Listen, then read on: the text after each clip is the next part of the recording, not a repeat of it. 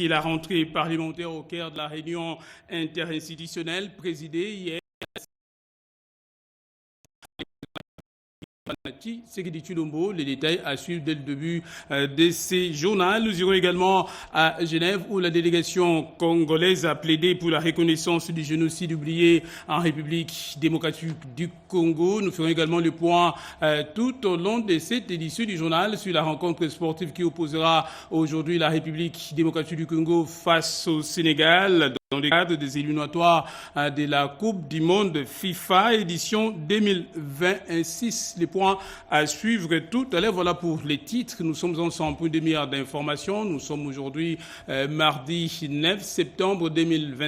Depuis Kinshasa, bonjour à tous et à tous et bienvenue à vous si nous rejoignez dans cette première édition du journal sur notre antenne que nous aurons par cette réunion interinstitutionnelle présidée par le président de la République Félix-Antoine Tshisekedi Tshilombo autour de la situation sécuritaire dans la partie est du pays au cours de cette réunion qui s'est tenue à la Cité de l'Union africaine, réunion de haut niveau avec les présidents de l'Assemblée nationale et du Sénat ainsi que la première ministre Judith Suminwa et les présidents de la Cour constitutionnelle. D'autres détails dans ce reportage. Voilà, bonjour. Ça va? Bonjour. Trouver des solutions concertées aux problèmes cruciaux qui touchent à la vie des populations congolaises, telle est la finalité de la rencontre qui a réuni ce lundi autour du président de la République, Félix Tshisekedi, le président de l'Assemblée nationale et du Sénat, la première ministre, ainsi que le président de la Cour constitutionnelle. La réunion interinstitutionnelle présidée par son Excellence, Monsieur le Président de la République, commandant suprême des forces armées et de la police nationale, la réunion d'aujourd'hui était axée sur deux questions essentiellement. La question de la sécurité à l'est de la République démocratique du Congo qui continue à préoccuper le président et à chercher des solutions pour à travers une mission qui est diligentée pour aller à Uvira, une mission gouvernementale, a envie de trouver la solution à la question, pour Uvira particulièrement. En ce qui concerne la rentrée parlementaire, qui était le deuxième point à l'ordre du jour, le président de la République a exhorté les deux présidents des chambres d'assurer une rentrée parlementaire sereine, axée sur les priorités nationales, les priorités du peuple congolais. Une rentrée parlementaire qui préserve la souveraineté de notre pays à travers nos discours et l'intégrité de notre territoire et surtout les droits humains, la sécurité de nos populations à l'Est. Le troisième et dernier point qui a été abordé, c'est la collaboration entre le Parlement, c'est-à-dire l'Assemblée nationale et le Sénat et le gouvernement pour accélérer les différentes réformes qui sont en chantier. Et le président voudrait qu'on imprime une grande vitesse à toutes ces réformes. Et c'est à travers, justement, les ministères ayant ces relations avec le Parlement dans ses attributions que nous allons collaborer avec Madame la Première ministre et l'ensemble du gouvernement puisque les réformes viennent de tous les secteurs de la vie nationale. Le président voudrait que toutes ces réformes soient accélérées. Il convient de retenir que le président Félix-Antoine Tshisekedi veut que le Parlement travaille en parfaite collaboration avec les gouvernements pour faire triompher la cause du pays, surtout dans cette phase cruciale où il se déploie diplomatiquement pour la sécurité de la RDC.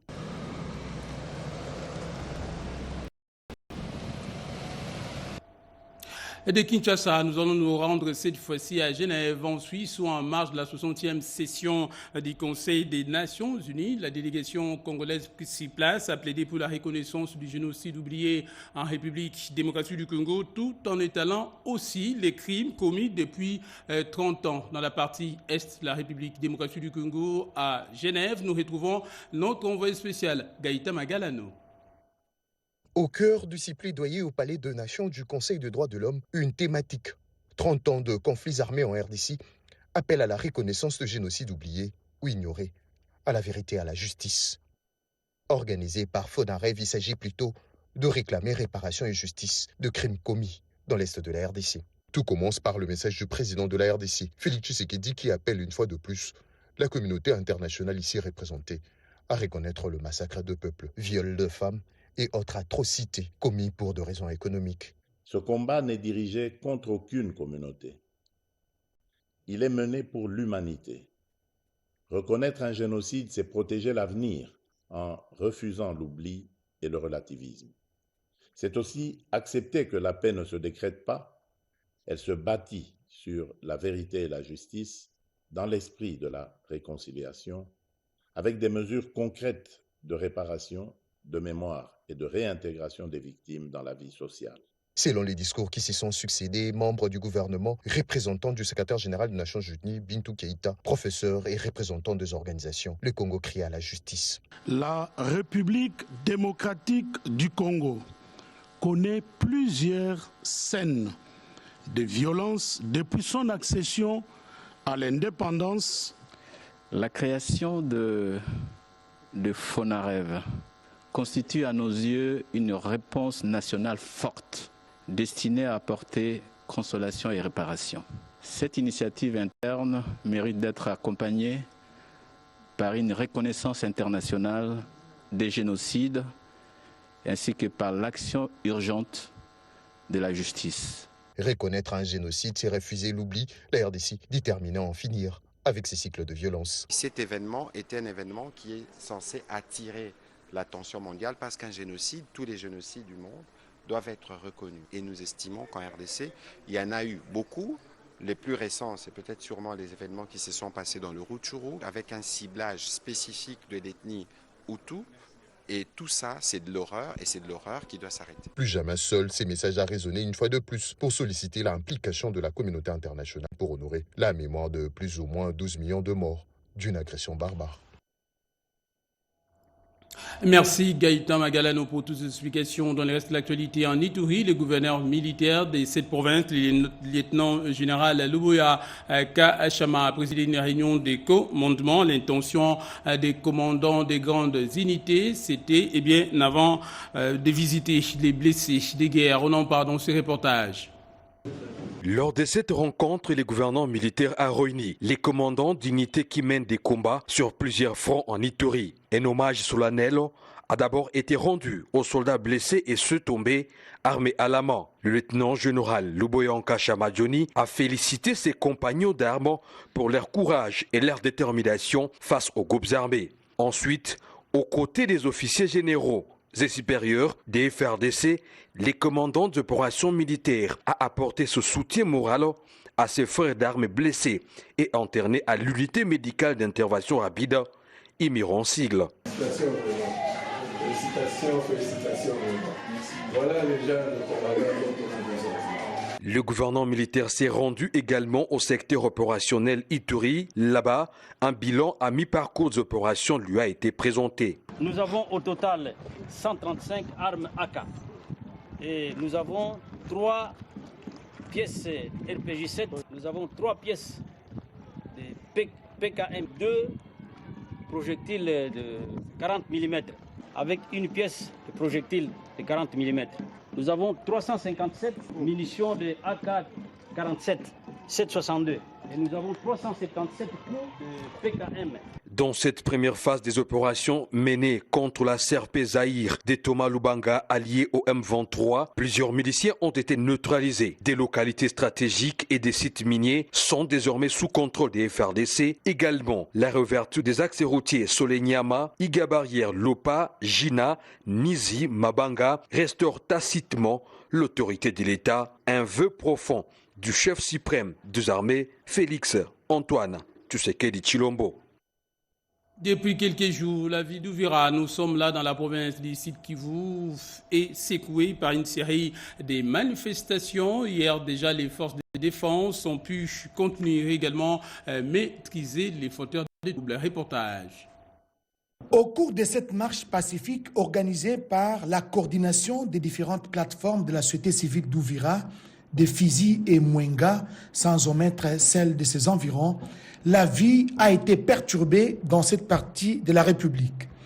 Contrairement aux informations distillées dans les réseaux sociaux, les autorités militaires sur place ont dressé un plan provisoire faisant état d'un enfant de 12 ans succombé des suites d'une balle perdue de 9 blessés, dont 4 militaires, des FARDC et 5 civils. Certains manifestants incontrôlés voulaient à tout prix pénétrer dans l'enceinte de l'état-major du secteur des opérations Sukola 2, Sud Kivu, basé à Uvira. Le calme a été vite rétabli par les forces armées de la République qui appellent la population à ne pas céder à la panique, à la manipulation et surtout à la désinformation propagée dans les réseaux sociaux par les ennemis de la paix, la coalition AFC M23 et leurs alliés rwandais.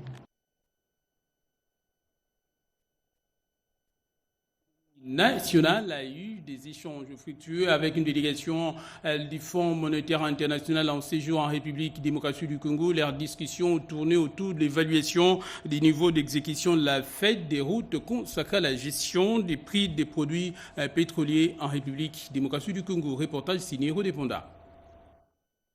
Il était question au cours de ces discussions entre le vice-premier ministre, ministre de l'économie nationale Daniel Mukoko Samba et la délégation du Fonds monétaire international FMI conduite par Calixte Aokopossi d'évaluer les niveaux d'exécution de la feuille de route contenant la gestion des prix des produits pétroliers afin de minimiser les coûts des pertes et manques à gagner. Sur les 14 points énumérés dans cette feuille de route, quelques-uns n'ont pas encore été finalisés et c'est là pour des raisons de choix tactiques, excepté certains points majeurs, notamment liés à la mise en place de la nouvelle structure des prix des produits pétroliers pour des sociétés minières basées dans la partie sud-est de la RDC qui ont été déjà exécutées, a affirmé Daniel Mukoko Samba, avec des innovations phares apportées dans la gestion des prix des produits pétroliers, tout en rappelant que l'exécution de la subvention pétrolière auprès des sociétés minières est l'une des étapes les plus importantes franchies dans la mise en œuvre de la feuille de route. Pour le ministre de l'économie nationale, cette décision courageuse du gouvernement a favorisé l'accroissement des recettes fiscales telles que les recettes du fonds d'entretien routier FONER qui ont subi un accroissement de 64% depuis la mise en œuvre de cette mesure et le droit des fiscs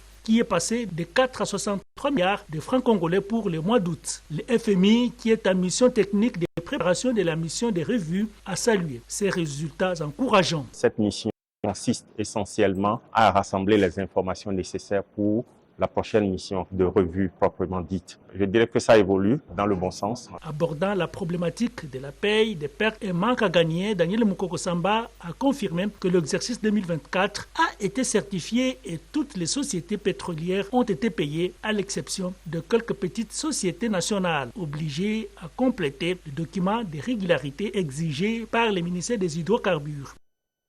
Il se tient depuis quelques jours à Kinshasa un atelier de renforcement des capacités des institutions du pays dans la mise en œuvre projet financé par la Banque africaine de développement.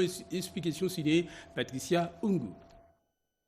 Le principal frein au développement des pays africains réside en grande partie dans la faiblesse des capacités institutionnelles et opérationnelles de leurs administrations pour la mise en œuvre des politiques publiques, des programmes et des projets. Cet atelier organisé par la Banque africaine de développement vise le renforcement des capacités des responsables des unités, des projets et des autorités administratives en charge de la mise en œuvre des projets. Objectif, assurer un meilleur contrôle à chaque étape du cycle du projet. Les responsables pays de la Banque africaine de développement dévoilent à cet effet le portefeuille de cette institution. Le portefeuille a un volume d'environ 1500 milliards de dollars avec 33% en dons et 67% en prêts. On a notre monnaie qui est l'unité de compte, donc parfois on se perd un peu. Donc le portefeuille est surtout tiré par deux secteurs clés, le secteur des transports avec 30,8% et le secteur de l'agriculture avec 30,3%. Le directeur des cabinets du ministre des Finances, Alain Malata, a ouvert cet atelier au nom du ministre des Finances. La RDC salue la tenue de cette formation pour la transformation de son économie. Et puis que l'on voit qui, cette nouvelle plateforme dénommée VisaPay, destinée à élargir l'accès simplifié de tous aux pays numériques. C'est un sujet proposé par Mamita Bangoulou et Jean-René Kabamba.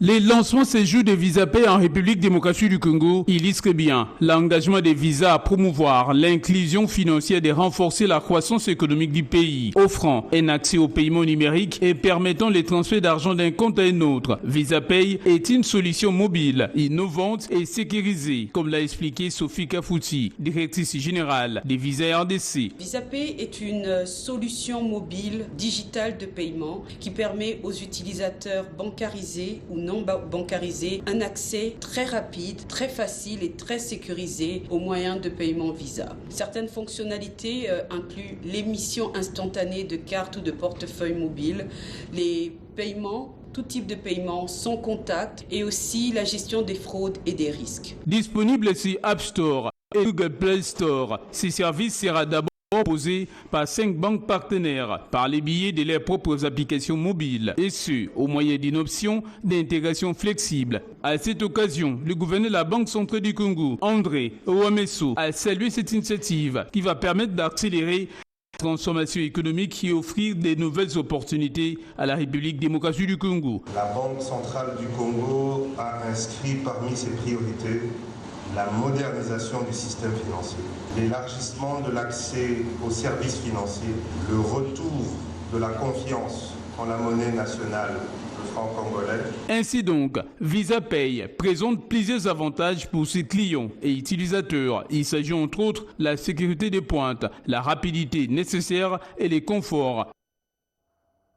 Quelques entreprises italiennes vont dans les tout prochains jours s'installer en République démocratique du Congo. Le sujet a fait l'objet d'échanges entre les ministres de l'Emploi et du Travail, la République démocratique du Congo et une délégation d'investisseurs italiens. C'était autour des opportunités de création d'emplois des jeunes en République démocratique du Congo.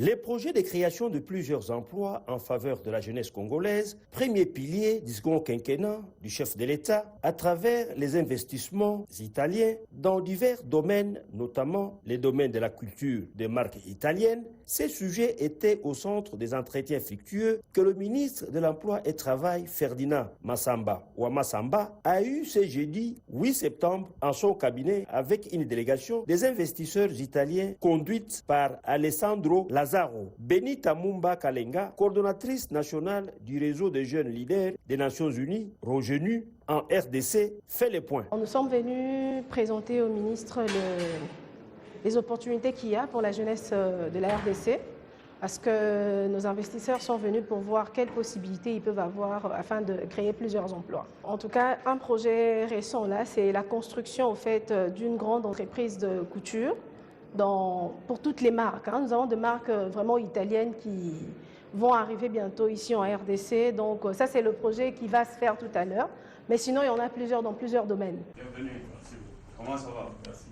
Peu après le numéro 1 de l'emploi en République démocratique du Congo, Ferdinand Massamba a reçu en audience l'honorable Cyril Kimpu Awel, président de l'Assemblée provinciale du Tanganyika en séjour de travail à Kinshasa, venu non seulement féliciter Sédine, fils du terroir, pour sa nomination par le chef de l'État au gouvernement national et lui apporter le soutien de tous les Tanganyikais, mais aussi et surtout lui soumettre les préoccupations profondes des Congolais en général, particulièrement des travailleurs de sa province en rapport avec l'amélioration de leurs conditions de travail. Partons pour Bruxelles en Belgique. Les diplomates congolais en poste à New York sont à l'école du savoir en préparation de la session de la République démocratique du Congo en tant que membre non permanent au Conseil de sécurité des Nations Unies. On n'en parle dans ce reportage signé Edi Tchala.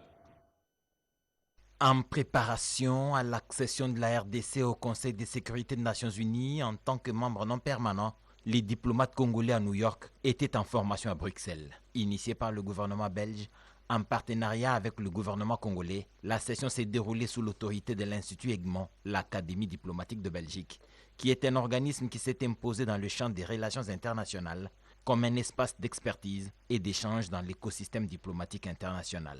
L'ambassadeur de la RDC à Bruxelles, le professeur Christian Dongal Nkunku, voit en cette formation une raison légitime de saluer les relations entre le Royaume de Belgique et la RDC et une volonté ferme de la RDC de réussir ce mandat. Notre présence au Conseil de sécurité des Nations Unies découle de la ferme volonté du président Félix-Antoine Tshisekedi, qui depuis son investiture en 2019 s'est résolument engagé à œuvrer à la refondation de la diplomatie congolaise dans la perspective de permettre à la République démocratique du Congo de retrouver la place sur la scène internationale. Il convient de souligner qu'après cette cérémonie, l'ambassadeur de la RDC au Benelux, le professeur Christian Dongal Nkunku, s'était entretenu avec les membres de la délégation congolaise affectée au Conseil de sécurité des Nations Unies à New York, où le 3 juin 2025 dernier, la RDC a été élue pour occuper un siège de membre non permanent. À Kinshasa, les préparatifs du 50e anniversaire du combat du siècle entre Mohamed Ali et Georges Foreman étaient au cœur des échanges que le ministre de la Culture a eus avec ses collègues des sports et de la culture ainsi que les responsables agences du niveau international. On en parle dans ces reportages. L'organisation des célébrations du 50e anniversaire du combat du siècle Mohamed Ali contre George Foreman, un événement sportif et historique de portée mondiale prévu du 11 septembre au 30 octobre 2025 par le gouvernement de la République démocratique du Congo en collaboration avec l'agence Niveau International que chapeaute le manager Deo Kassongo, placé sous le haut patronage du président de la République Félix-Antoine Tshisekedi Tshilombo. Ces sujets étaient au cœur des échanges fructueux que le ministre du Tourisme, Maître Didier Mazenga Mokanzu, et ses collègues Yolande Elebe de la Culture, Art et Patrimoine et Didier Boudimbu des Sports et Loisirs ont eu ce lundi 8 septembre à Kinshasa. Il s'est agi de discuter avec son Excellence le ministre du Tourisme ainsi que Madame Yolande Elebe, la ministre de la Culture et des Arts, sur un gros événement qui arrive. Il vous souviendra qu'en 1974, le combat Ali Foreman s'est passé ici en RDC, ex-Zaïre. Nous sommes à plus de 50 ans après. Il était important que nous, en tant que pays, nous célébrions ce jour. Bien entendu, nous ne pouvons pas faire cette activité sans le gouvernement parce que la portée de cette journée du 30 octobre 1974, elle est énorme. Nous allons bien entendu avoir le soutien du gouvernement.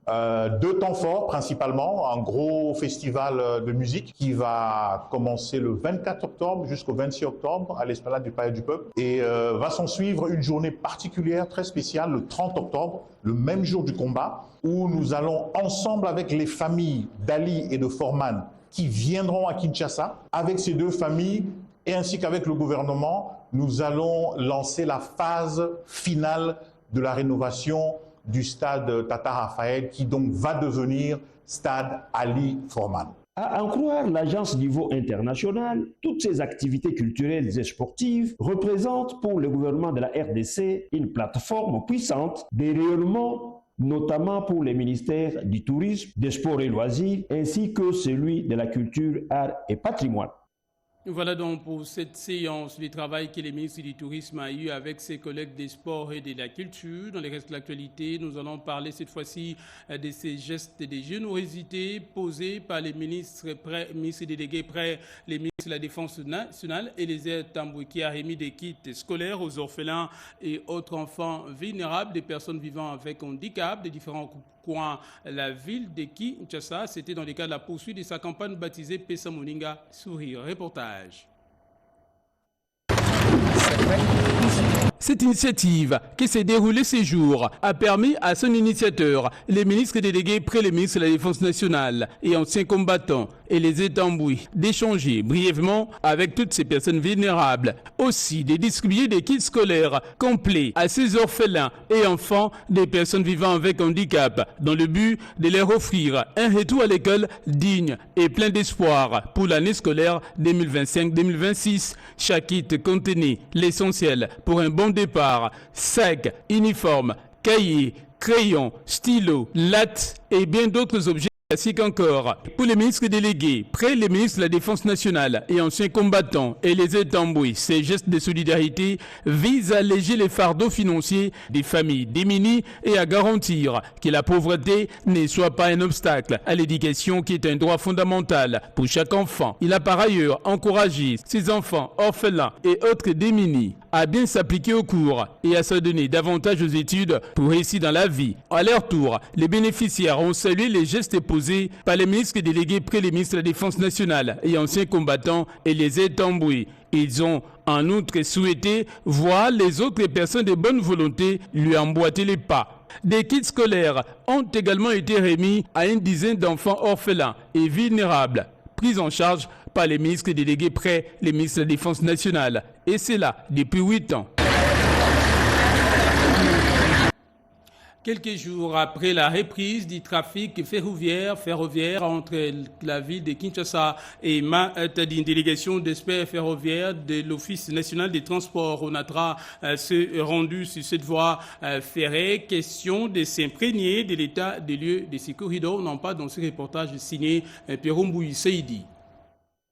Dans l'optique de s'imprégner de l'état des lieux de la voie ferrée Kinshasa-Matadi et du niveau de la qualité des voitures automotrices qui seront mises sur les rails dans les jours à venir, gage d'une lutte effrénée contre les embouteillages routiers afin de fluidifier les transports urbains, un panel d'experts ferroviaires gouvernementaux ont effectué une itinérance ferroviaire sur cette voie. Nous sommes dans la recherche des solutions de la mobilité de la ville de Kinshasa. Nous commençons à acquérir le matériel et là nous sommes en train de visiter nos gares pour voir comment nous pouvons nous adapter à la fonctionnalité moderne des gares ferroviaires. À travers cette itinérance, la direction générale de l'ONATRA s'est engagée à traduire en acte cette vision du chef de l'État. La relance de l'ONATRA est là et cette relance sous l'impulsion du chef de l'État va pouvoir se faire et est en train de se faire. La population doit être derrière le chef de l'État qui nous a mandaté de pouvoir aider les populations congolaises à régler le problème des mobilités.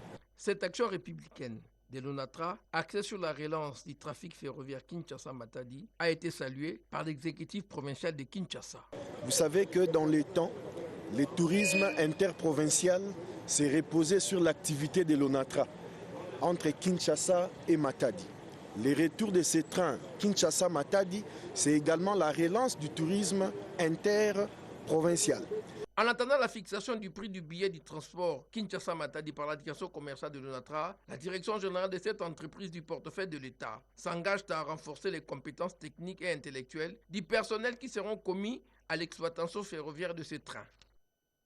Dans l'actualité également, c'est aujourd'hui que la République démocratique du Congo fera face au Sénégal dans le cadre des éliminatoires du football mondial édition 2026. À CCG, une conférence de presse d'avant-match entre les entraîneurs de la République démocratique du Congo et du Sénégal a eu lieu hier à Kinshasa.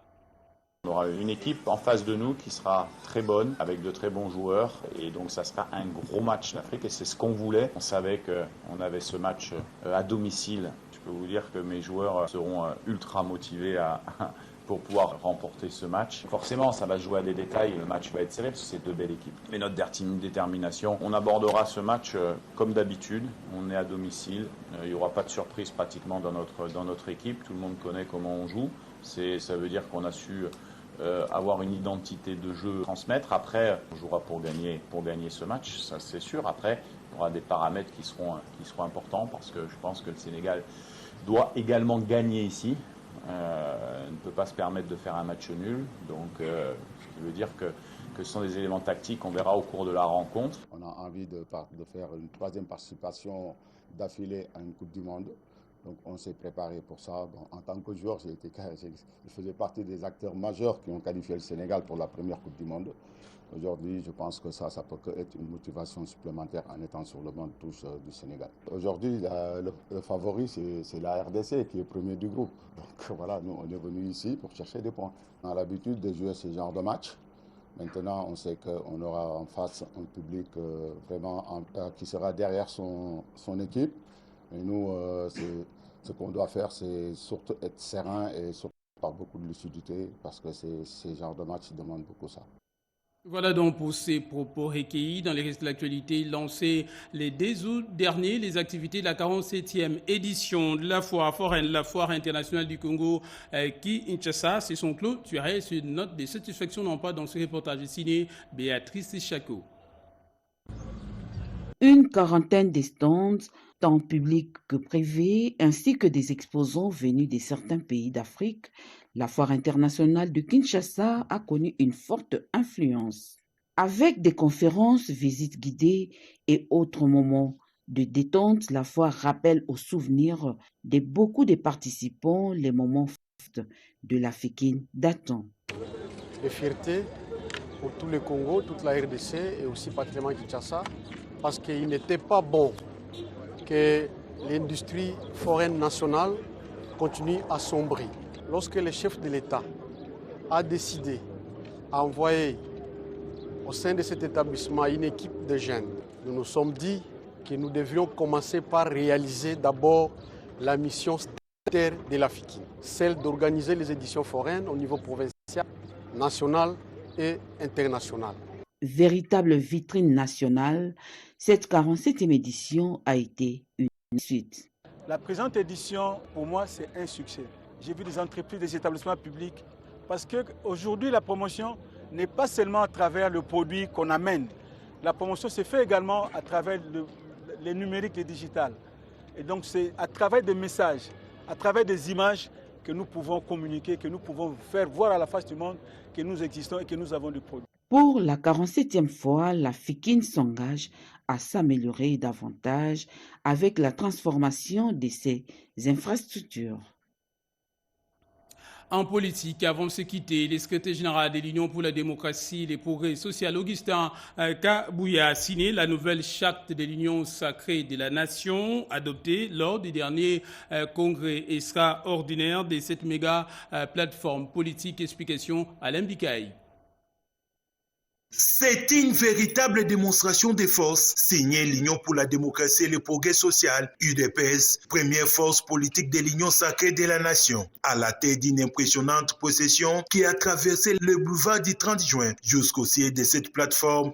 L'œuvre d'état-major politique du président Félix-Antoine Tshisekedi Tshilombo, Augustin Kabouya, sur place. Le très dynamique secrétaire général, accompagné de sa délégation composée de cadres et membres, a été accueilli par le secrétaire permanent, le professeur André Mbata. Dans une ambiance empreinte de convivialité, le président intérimaire de l'UDPS a procédé à la signature de la nouvelle charte de cette méga plateforme politique adoptée le 31 août dernier lors du congrès extraordinaire. Une façon pour l'UDPS de formaliser son soutien sans faille à la haute autorité politique de l'Union sacrée. Au sortir de cette cérémonie, le secrétaire général de l'UDPS et le secrétaire permanent de l'Union sacrée n'ont pas caché leur satisfaction. Le secrétaire permanent, l'honorable professeur André Mbata, nous avait tous invités pour venir signer la charte adoptée lors du congrès extraordinaire pour faire avancer l'Union sacrée, qui est la vision du chef de l'État, son Excellence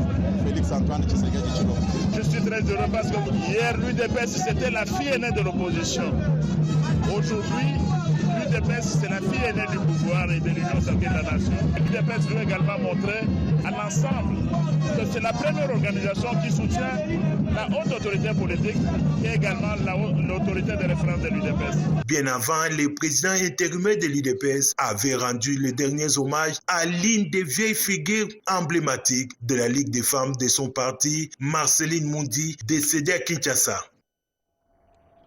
Et c'est ainsi que c'est referme complètement cette première édition du journal sur notre antenne. Merci à vous de l'avoir suivi où que vous soyez dans les mondes. Merci également à nos équipes, à la rédaction et à la régie avec nous, Jonathan Moubalama, Mamita Bangoulou, Derek Silimou, Yannick Yangoumba ainsi qu'Alain Sodigas, que nous avons pu vous informer. Les prochains rendez-vous, ce sera tout à l'heure à 13h30 avec Luizen Tsakala à la présentation. Moi, je vous dis merci, à la prochaine.